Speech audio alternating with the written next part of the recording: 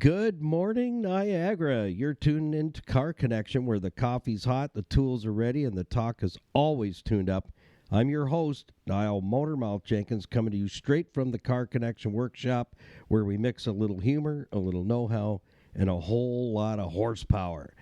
Here, it's not just about fixing cars, it's about keeping you rolling, saving you money, and giving you the confidence to understand what's under the hood. From the classics to the commuters, the weird noises to the what the heck moments, we've got you covered. So grab your coffee, lock it into your cup holder if you're driving, keep an eye on the road and the other guy, you know who I'm talking about. Sit back and join the crew, because this is Car Connection, your weekday Saturday morning pit stop for stories, smarts, and a few good laughs. And I'm Motormouth Jenkins, and we're shifting into drive right here on the Motormouth Morning Drive. Hey, thanks for joining us this morning. If this is your very first time, welcome aboard. Be sure to bring some donuts next time. That's how you make really good friends here in the workshop. If you're returning and adding us to your morning drive, thank you for doing so. And don't forget, check your order before you leave the drive-thru. Just saying.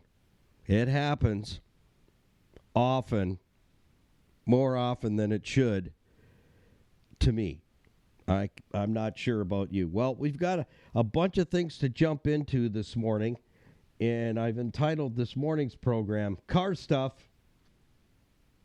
Did you know? Yeah, did you know? So stay with us and check that out. We'd like to say thank you to our program partners for making Car Connection YouTube, and also our Facebook, Instagram, Stevensville on the web, and our iHeart podcast on all platforms, Apple Music and Amazon Music, Apple Podcasts. You know the deal. The whole platform, the whole schmeal. Just type Car Connection Workshop in the search engine and you'll find us. So Motormouth's Morning Drive is brought to you by Crystal Ridge Dream Center, serving men, women, and children meals, love, and hope, changing lives one at a time in the Niagara region. Be considerate of maybe, joining that community, being a part of what they do that we don't have time to do. Would you do that? Please and thank you. And all our program partners are all available to you in one spot. CarConnectionBusinessNetwork.com. The short form is ccbusnet.com. Click on their link on our logo. The logo's on the links. Yeah. And this is without any anesthetic tomorrow morning. Yeah, that's rough. So we just like to say thank you, but they're all available to you there. You just click on their logo. The link will automatically open the profile page. Top right-hand corner of our homepage at ccbusnet.com will give you all the links for our YouTube channel, Facebook, Instagram, Stevensville on the web.ca. That's where my pops has lived for 42 years. There's some amazing family-owned and operated businesses there, as well as eateries. Some of my faves are in Stevensville. So it's great to be a part of community, and that's the reason why we're there. We also have our merch store. We're adding more items to the store, and each item that you purchase is only $5 over cost, with proceeds going to Total Freedom Darien Center New York campus and Total Freedom Sydney, Manitoba, Canada for men only campus. Your new life awaits you if you're challenged with an addiction. Even though you're Canadian, you can get to the USA campus. And it's not a program. It is a life change. So thank you to Total Freedom Darien Center, New York, USA, and Total Freedom Sydney, Manitoba, Canada, with Rick and Rob and the facilitators. And they have great testimonies to share, let me tell you. They've been there. Thank you to Earl and Louise Grant at City Auto Sales and Leasing. Low mileage quality vehicles at fair prices. They sell no junk. They do in-house financing. So if you got good credit, no credit, bad credit, they also do leasing. They're GTA's premier pre-owned auto store. So they do have a great inventory, but there's so many vehicles out there. If you're looking for something specific, Earl and Louise are car guys, and they have the resources to source that vehicle for you. And again, they do not sell any junk. The vehicles they sell are like brand new. They're almost like they've been hermetically sealed, pretty much. And to Rita and Ramiz Shanuda, the brothers at Rainbow Motors and Garage, sales and service you can trust in Scarborough, Ontario, Canada. Be sure to let them know that Car Connection sent you. They do also have a small car lot. You can purchase something there and also have it serviced there. Again, if they don't have what you're looking for, let them know what type of vehicle you're looking for specifically. Let them do the legwork. Because I say this, these guys know their craft. If you're not taking a licensed mechanic with you to go and look at a vehicle, and especially if you're buying it privately, people lie. They lie like carpets because they want to get rid of that vehicle. Not to say all of them, just a majority of them. So unless you're taking a service technician with you to look a vehicle over, you're in a safe place at City Auto Sales and Leasing and Rainbow Motors and Garage to make a vehicle purchase. And you can also buy extended warranties on those vehicles as well. At Rainbow Motors, they service all years, makes, and models up to light commercial vehicles. And thank you to our certified financial planning professionals, my brothers from Other Mothers, Tony Miele and Larry Tetro, 50 years combined experience as fiduciaries with IG Wealth Management.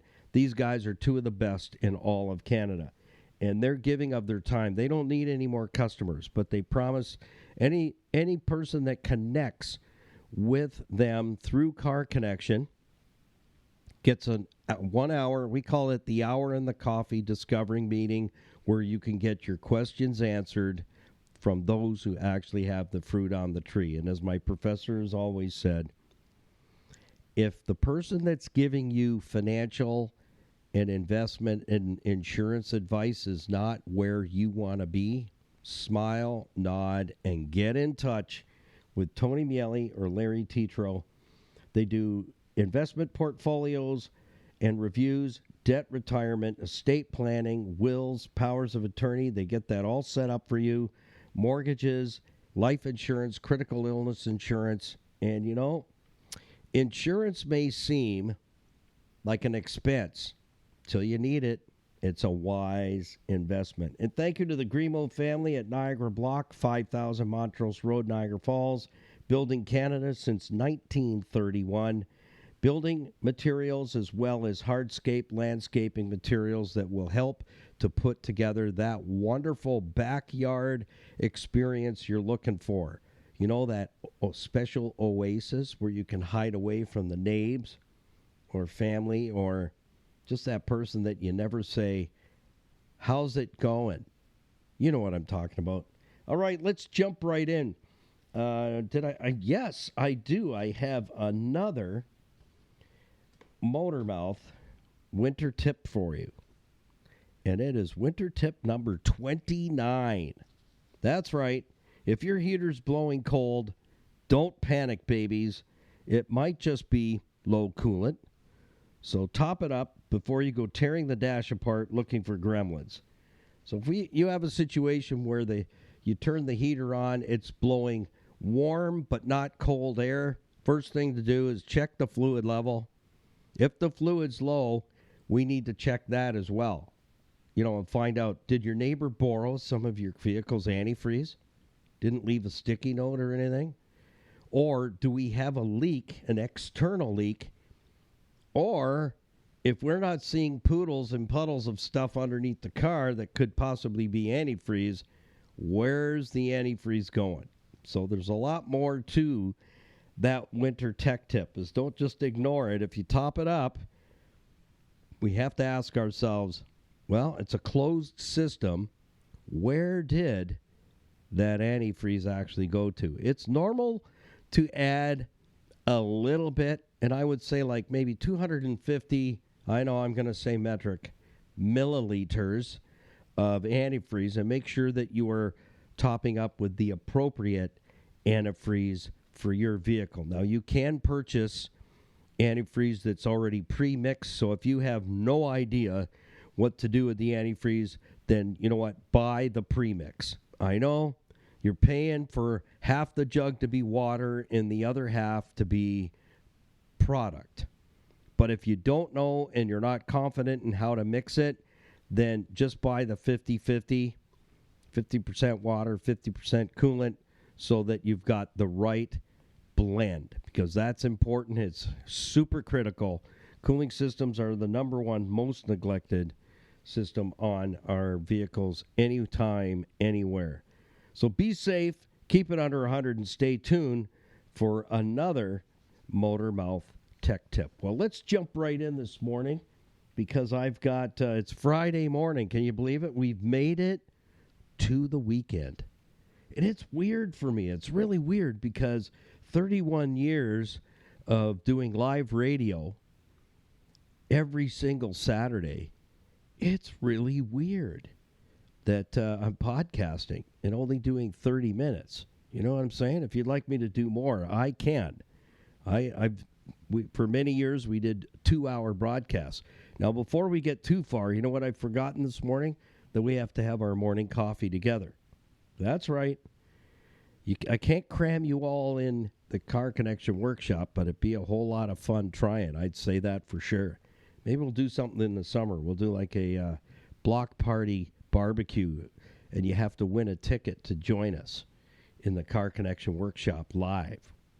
That would be cool. Something to think about. All right, here's how we do it. Whatever your morning beverage is, a double decaf with a half calf, or a smoothie, or some kind of yogurt, fruit, blend, whatever it is. But here in the Car Connection workshop, or it could be tea. Maybe you're a tea drinker. We are hardcore 99.5% octane boost coffee. So on 3, 2, 1, let's have a swiggy together. If you're driving, be careful. Keep it up, one eye on the road, one eye on your cup, and a hand on the steering wheel, and a foot on the dash if you have to. 3, 2, 1. Warm coffee. Unfortunately for me, I have to drink warm coffee right now because I got a couple of teeth that got problems. And if the hot coffee or something cold hits there, it's like a knife being stabbed right in my head. Not to say I know what that feels like. I know what it's like to bang my head on the corner of the hoist. Yeah, that one hurts. Right away. There's no waiting. It's like bonk. Oh, man. I think I saw Elvis. Exactly. Great coffee. What's your favorite coffee blend? Let us know. Let's get some coffee conversation. What's your favorite morning beverage? Leave me a comment. You can do that through our website, carconnectionbusinessnetwork.com. There's a website form.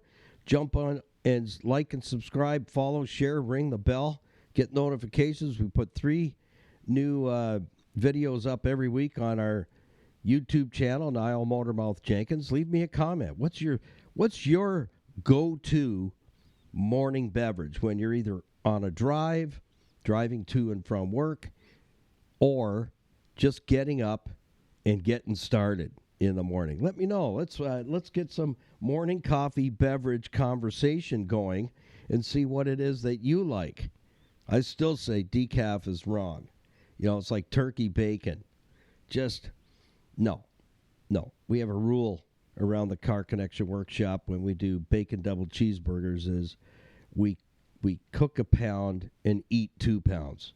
Yeah. So you always have to buy 3 pounds of bacon. 1 goes towards the burgers. The other 2, we eat that. Absolutely. Okay, you ready to jump in? I've got some tech tips for you this morning. It looks like I've got a quad round for you. That's 4 bits, 4 tidbits. Car stuff. Did you know?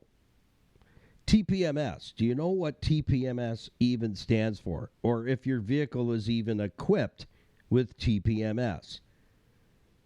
Some people think it's PMS on most cars. You know, my car's got PMS. It turned on the money light, the check engine light. I've heard that several times from a number of women. My car's got PMS. And I go, well, I can't help you with that, because you know what? I could get killed and you could get away with it. Absolutely. No, it's nothing like that. TPMS, tire pressure monitoring system. Just yesterday, my pops took me up to Hamilton to see the I call him the dental surgeon guy. Yeah. And he drove just in case they wanted to put me down on the spot. Yeah, like a bad donkey. But they checked it over, and then they said, it would be best that we, put you out of it. And we can do that for you. So that's all set up. But his TPMS light comes on while we're driving, okay? So I'm sharing this because this is so typical out there. So we're booting along, and my pops drives like he stole it, like it's a rental car. Ever since he got this Lexus SUV, he's turned into a road animal. He's 89 years old. He's not quite 89, in a few days, actually, a very few days. And, his birthday's coming up, and then he'll be 89. But, it's great that he still has his independence, and he's really good at maintaining his vehicle as well. So, got to give him thumbs up. But I'll tell you, he's hard on the brakes. He gets, man. Yeah. So his TPMS light comes on. He says, "Oh, as I was in La La Land. I was thinking about, how's this dental emergency repair and maintenance gonna take out of me. Having a raunchy toothache for almost 3 weeks now and playing around with this thing. Now we're finally getting down to brass tacks. But anyways, Pops goes, hey, what? My TPMS light just came on. And I look over and I'm going, wow, he's smoking this thing. And so, did you just have tires put on? He says, yeah, I finally had my winter tire appointment and the tires are on. I got to go back in 100K. They're going to retorque the wheels. And say, well, do you think we might want to get off at the next exit and take a look, see if there might be something sticking out of one of the tires, or we got one going down? What's going on? Oh, no, I don't feel any vibration or anything. We should be all right. So I'm like, okay. And then that's what sparked me to say we need to talk about TPMS. The whole purpose behind that is, if the light comes on, it's flagging you that one or more tires has got an inflation issue. Not an economic inflation. Let's get that right. A PSI inflation problem. It doesn't mean it's going up in inflation. It's going down. It means you're losing air if you've lost air. Excuse me. Still dealing with this cold, but anyhow, I'll give it to somebody else later on that doesn't have one. So he did not want to pull off and have a look at it. He said, I got to get you on there, get you to the dental surgeon on time. We got to hit the mark. So I'm like, okay, whatever happens, happens. But when that light comes on, that's not the procedure you should follow. Is wait until what? The steering wheel starts to wobble back and forth and you've got a steering tire that's flat on the bottom. No. Just pull over at the first area where you can get off the highway or get out of traffic and do a walk around. Have a look. See if anything looks serious. Check the tread on all four tires. Determine on some systems it'll show you a picture of which tire sensor is picking up a reading that's showing that the tire inflation is low or it's below spec. And they're not always completely accurate. That's true. And, with us living in an area where we have 4 seasons, and in the wintertime, the salt air from the roadway gets into those sensors and it rots them. That's what happens. Plus, there's moisture inside the wheel, where the sensor is. It's on the inside of the rim, not on the outside. The thingy, the Schrader valve that you put air into, That's part of the sensor, but the sensor is on the inside, on the opposite side, and they do tend to rot out. The newer style, I have to say, is the price has come down on the TPMS sensors, tire sensors, but they still corrode. We're still seeing that. There's some better designed TPMS sensors than others that don't seem to corrode quite as much.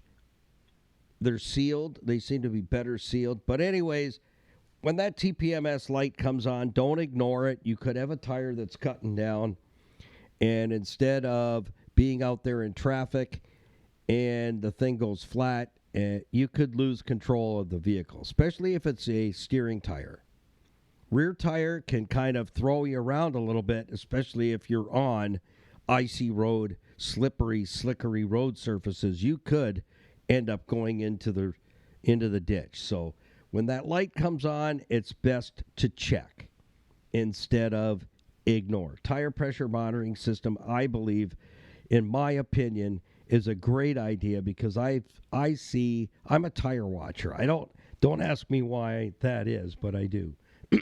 Excuse me. I watch tires as they're going down the road, and I go, that car has 2 out of 3 that are softies. Oh, that transport truck there's got 3 sets of duals. The inboard tire is like at half mast, half tire pressure if you're lucky. And this is how, number one, you lose fuel economy. Number 2, you're actually running that tire hot. Even in the winter, the rubber's getting hot. It causes loss of life of that tire. It takes the lifespan of the tire away.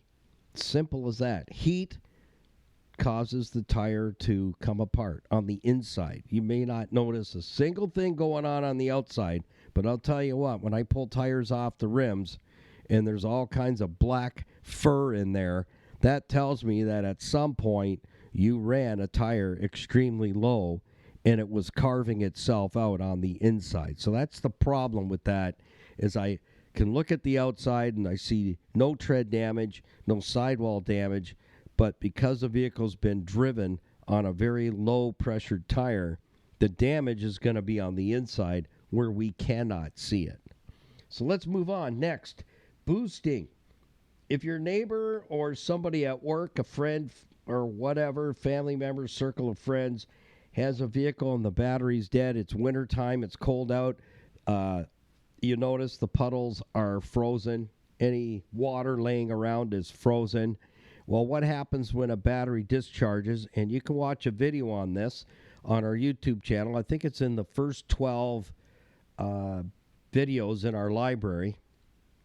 We have almost 300 videos up now, only in a matter of a few months. 3 every week, and they add up. And again, if you're just joining us, the videos are they're teaching videos. You get to see stuff that you normally will not ever see in the service bays, at the service desk, talking to the service writer. I'm doing the work. I break it down for you into simple, easy to understand language. And it doesn't matter how old the vehicle is, the basics never change. Whether we've gone from digital to high tech, the components, whether they're high tech or digital, that do some kind of function, they still do that function, but only they're doing it electronically now instead of manual. So what you see me illustrate in the videos is the 5 things: what it is, where it is, how it works, how it breaks, and what could you learn to better understand the components of your vehicle, how they work, where they are, and how they break. You could save yourself a lot of heartache and a lot of money.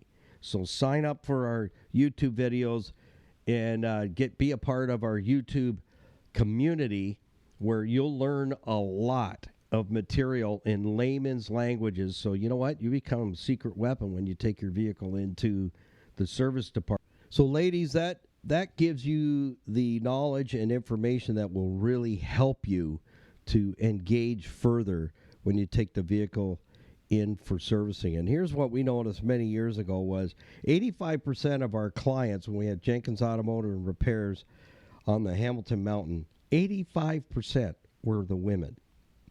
for some reason, the fellas voted in the ladies to take the vehicles into the garage to get serviced. So it was one of the things that prompted me to make sure that we are putting out enough information. We used to do women's service clinics in and around the Hamilton area and also into the U.S., and they would sell out. The ladies would, we put them in coveralls.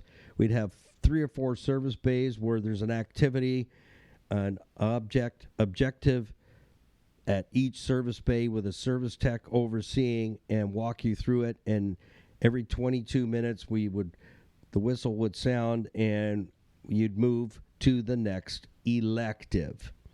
And by the time you were done, you were accomplished 4 services in all 4 service bays. It was a lot of fun. So that's what prompted me to, let's get a YouTube channel going so I can show you stuff, repairs and maintenance, simple things in simple language. So on our YouTube videos, I have in the first, I believe it's in the first dozen or so, I'm testing car batteries. You'll want to watch that so that you can get a really good understanding of what makes up a car battery and why that's important to know. Especially, do not boost a freezing cold battery in the winter. Whether it's your car or someone else's, you risk the opportunity, number one, blowing a computer out of your car because of voltage spikes. Number 2, the worst one, the battery can explode. So we don't want to see that happen, because if you ever heard a cannon go off, that's exactly what it sounds like, and your head is right there. So you don't want to get showered like I did one time. A battery blew up without any... I just went to put my voltmeter on to check the battery voltage, and the thing went off. All I saw was a flash, a huge explosion, and I closed my eyes, and my apprentice, Jeff, was beside me, and I'm going, Jeff, are you okay? Are you all right? And he's like, what? I hear him saying, what? He's like not even 3 elbows away from me. We were both deafened by that, but thank goodness we didn't suffer any harm. We didn't lose our eyesight from the acid. We made our way to the sink with our eyes closed and washed the acid off. So you do not want to experience that. Here's how you do it. If the battery's dead, when a battery dies and loses its voltage, the liquid that's inside of a battery, the chemical composition is H2SO4. So when a battery is fully charged or in at least some state of charge, a fully charged battery is 12.6 to 13.4 volts. That's good. 10.6, we're getting to the point where the computers are shutting down circuits to try and keep the car running. That means the battery is undercharged. So what happens is we drop below 10.4 volts, say 9.6, 7.3. That H2SO4 separates. So it becomes H2O blank SO4. So the water, H2O, separates from the acid. That's when a battery freezes. So if we got a dead battery, we don't know how much of the H2SO4 has separated and frozen. So here's how you treat it for safety purposes. It's a stone cold, possibly frozen or partially frozen battery. It needs to come out of the car, come into the warmth, and completely sit for at least 24 hours till the battery's completely warmed up. And how will we know? Because the battery will frost over on the outside as it's trying to warm up. And that will also give us an indicator as to if the battery is frozen, the frost will be heavier at the point on the outside of the case of the battery where the water is frozen. So that will tell us. We have a battery that is frozen, it's done. It buckles the plates, the insulators, the lead plates, that battery is finished. But if the battery warms up and we just see a light amount of frosting on the outside of the battery, there's a chance that battery might survive. But if it's already 4, 5, anywhere 3 to 5 to 7 years old, it's probably not going to make it. But if we want to give it a chance, we got to let it warm up and then slow charge it for an hour, medium charge it, not fast charge. Fast charge is just like a boost. When you boost a dead battery, you're actually buckling the plates, heating the plates up inside the battery, and it takes the life out of that battery every time you do that. But in the wintertime, no boosting cold, stone cold, frozen batteries. Not a good idea. That's a big N/O. No. That battery's got to come out. So the vehicle's going to either A, got to be towed to the garage, to the shop, or if you're a do-it-yourselfer, get that battery out, bring it in the house, keep an eye on it, see if where the frost comes out on the battery. And if, like I said, if it's just light frost on the outside of the casing, it might survive. But my first question is, did you leave something on to kill the battery? Yes or no? Was something left on that killed the battery? If the answer is no, chances are that battery is probably not okay. It decided in the cold weather when resistance goes high, and we'll talk about all that, electron theory and everything else, and the makeups of the battery. But if you go to our YouTube channel, Niall Motormouth Jenkins, and look in the library for battery testing, and watch it, and you'll see how I test batteries, and you'll get a really good understanding because I break it down for you, and you can actually see what I'm doing. So again, boosting a stone cold battery in the winter, no. N/O. Do-it-yourselfers, no. Plus no divided by no equals no. It has to come out. Next, because we're running out of time here, I probably could have only just done 3 points, but we're giving you 4. Fuel economy.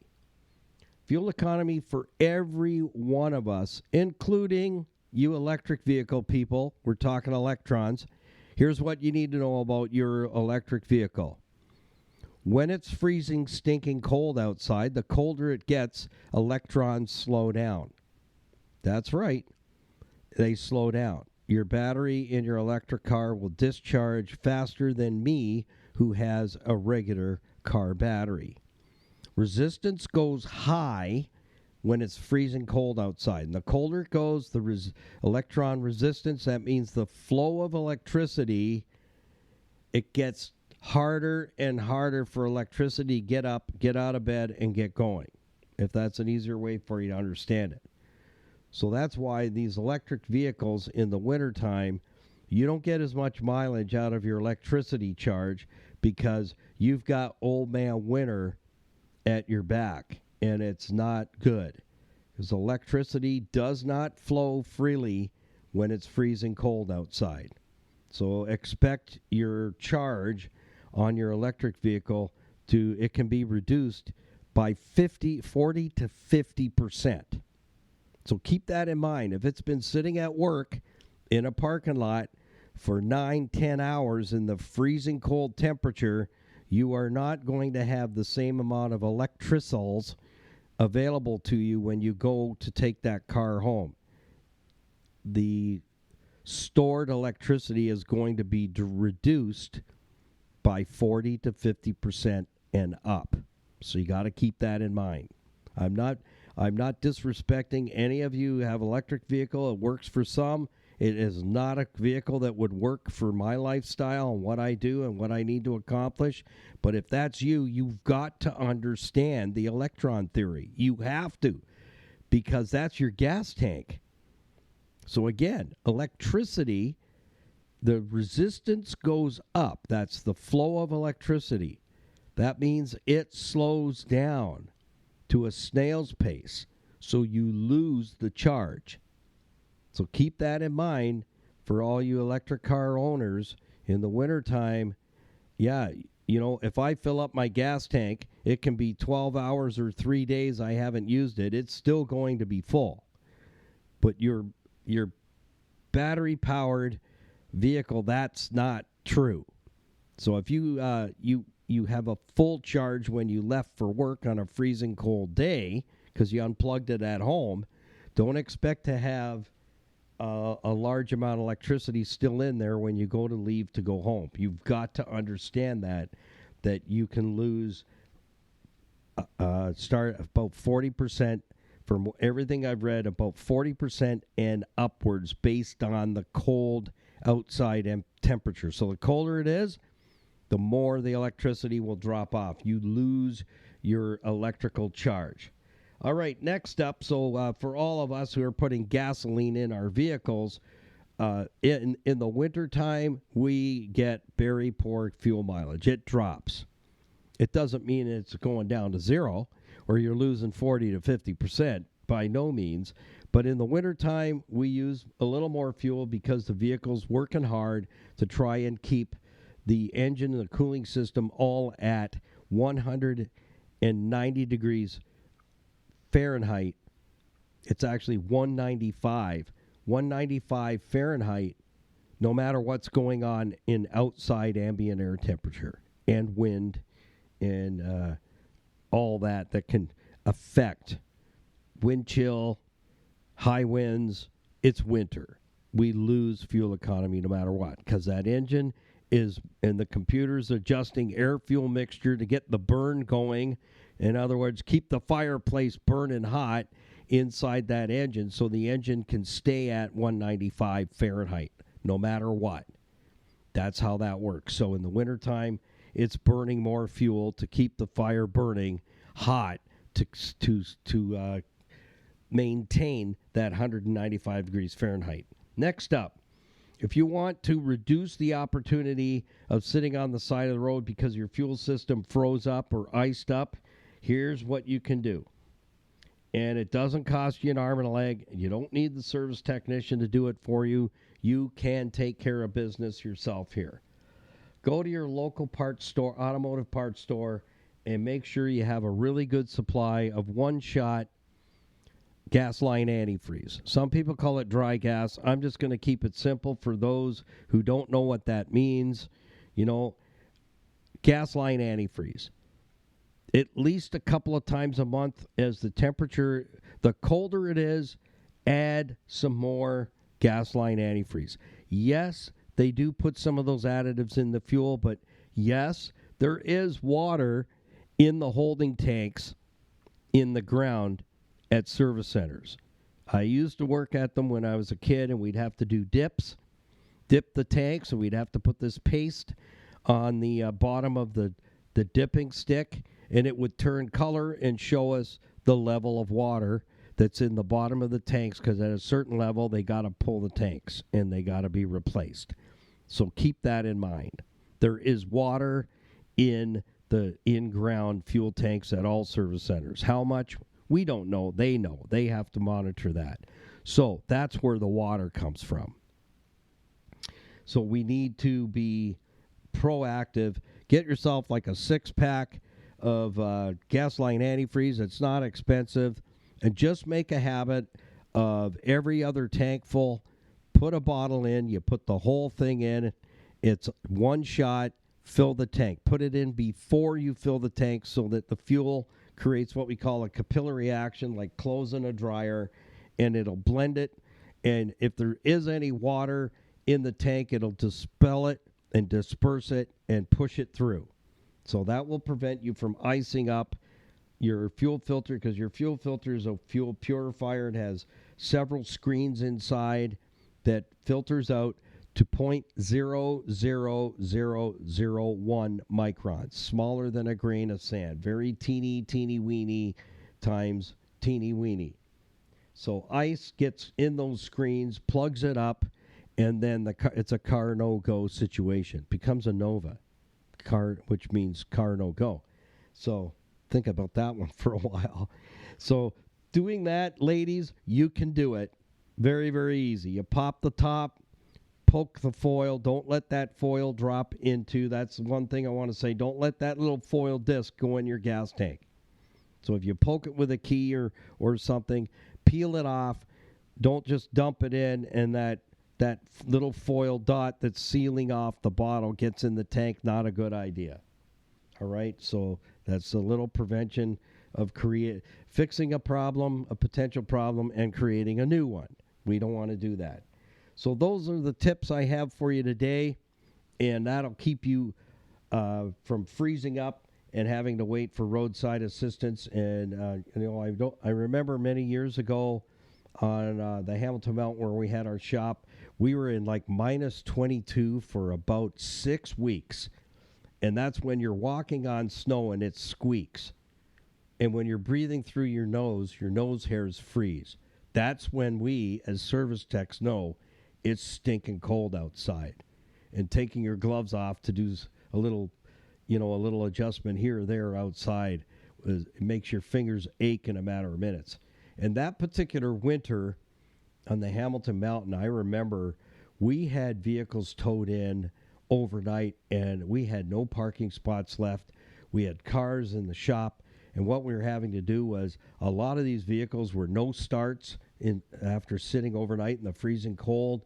We would have to cram them into the shop, push them in overnight, and let the next 6 or 8 warm up and thaw out so we could at least start them up and get them running, and then we could check to see where the problems lie that need to be taken care of so that you don't come back, the next week for the same problem. So I remember that we were pushing cars in and out of the shop till our backs were aching. We stayed in that minus 22. I think we almost hit that year. We moved our shop that year in January, and it was like minus 27. Yeah, we moved it overnight. We worked all day at 1060 Rymel Road East, packed the shop up. I had guys moving stuff during the day, and we moved from 1154 Rymel Road East on the Hamilton Mountain up to 1060 Rymel Road East, and we were open for business by 10 o'clock the next morning. Disorganized somewhat, but we had a strategy, and so we worked all day till like 6:30, closed the doors, hauled all the equipment out, and Marky Mark, who was my tow truck driver at the time with a flatbed, him and I, we took the last load up to the new shop, and it was like 5 o'clock in the morning, and it was freezing cold outside. The snow was squeaky, and we went back and we washed the shop out at 1154 Rymel Road East. And then at that time, there was a Robin's Donuts across the street from the shop. That was kind of dangerous, but they had really good soup and sandwiches. So Marky says, "You want to go grab a coffee, some soup?" They probably got sandwiches and stuff ready for the day. I said, "Yeah, let's go do that." So we sat in there and warmed up. But I'll tell you, that was the coldest nights I ever experienced. And so we want to be prepared because we do not know if we're going to hit a cold snap where we're going to see that kind of temperature, those kinds of temperatures. So the gas line antifreeze going to save your bacon from a freeze up. So till next time, we'll see you tomorrow morning, Saturday morning, for Motormouth's Drive Time. So come and join us. And don't forget to like, share, follow, and ring the bell. Join us on our YouTube channel. Like, share, follow on Facebook, Instagram, and let your friends and family know that we're here on iHeartRadio and all the major and minor platforms. Just type in the search bar, Car Connection Workshop. So keep it under 100. Happy motoring, and put the coffee on, because I'm going to come to your house.